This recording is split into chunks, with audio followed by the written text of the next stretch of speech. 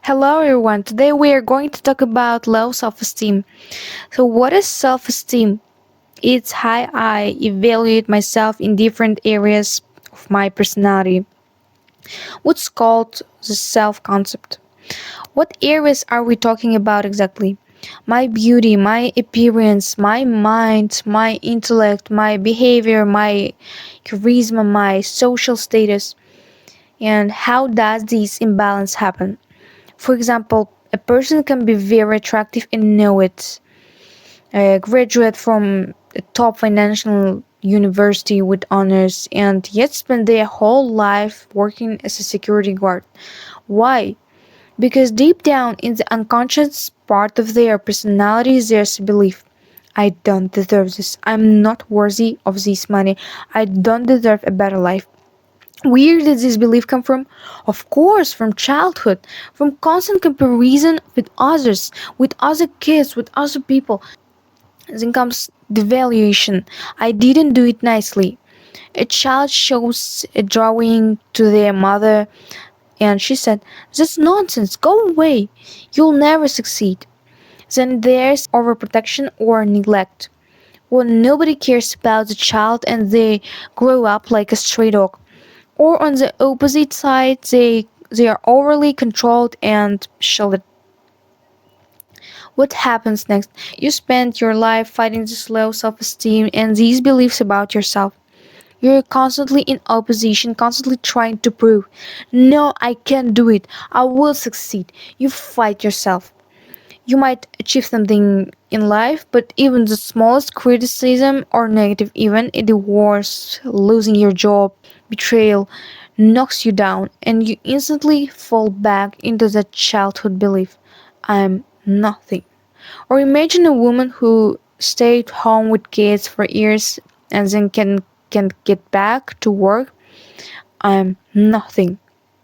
The words of her parents echo again, and it takes you much more time and energy to recover than it would for a person who had a happy childhood.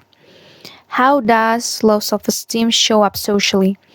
In most cases, destructively, in fewer cases, constructively.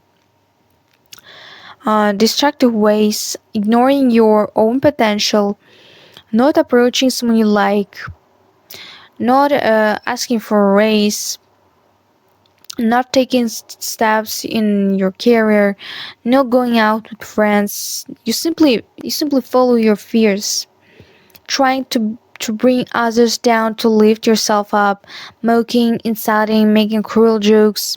We see this all the time in online comments. One person trying to prove they're smarter or better by attacking another. Constructive ways here we can remember Alfred Adler's idea. To be a complete person, you must have a sense of inferiority. This can activate overcompensation. Napoleon. Yes, I'm short, but I'll achieve great victories and prove I'm a big man. Marilyn Monroe felt like a small gray mouse, invisible. She decided, I play such a good role that no one will notice my smallness. But here's the twist, if you overcome that fear, your achievements disappear? Yes, possibly, because they were driven by fear and the need to prove yourself. If Marilyn Monroe had healed her low self esteem, she might not have felt the need to prove anything to the partner who owns devalued her. Maybe she would have chosen to marry a teacher, have 3 kids, and be homemaker, no movies, no fame, but also no depression, no addiction. She would have lived in her own life, no one built on a fight to prove something. So let's get to techniques for working on low self-esteem. Since low self-esteem is a set of beliefs about yourself, we'll go deep. We'll go deep right away. Take a notebook and pen. Write your big goal and next to it the belief that is holding you back. For example, I'm ugly, I'm stupid, I'm worthless. Keep the phrase short, then ask yourself, Where does this belief live in me? What feeling does it cause? Look inward. Often people describe it as a damp hole, a swamp. Notice its color, texture, sounds, smells. If there is water, how many liters? The more detail, the longer you can keep your attention on this unpleasant childhood feeling. Your goal is to free yourself by fully diving into it. You'll feel resistance, the urge to distract yourself. Stay in it. Keep describing temperature, size, texture. Once you have released it, you are ready for positive beliefs. Short affirmations. Flip the negative phrase into the opposite. I'm beautiful. I'm worthy of great money. I'm smart. You can anchor these beliefs. Physical anchor. Ask someone you trust to stand behind you, say your phrase in your ear, and press your shoulders. And visualization anchor. Picture yourself living that reality, having the money, the success. Say the phrase while stepping. Left, right, left and right. Fully immersed in the feeling. Extreme moment anchor. Right before an if possible, say the phrase. Right before jumping from a height, going on a roller coaster, anything extreme. In that unexpected high adrenaline moment, the phrase bypasses your inner resistance. Symbol anchor.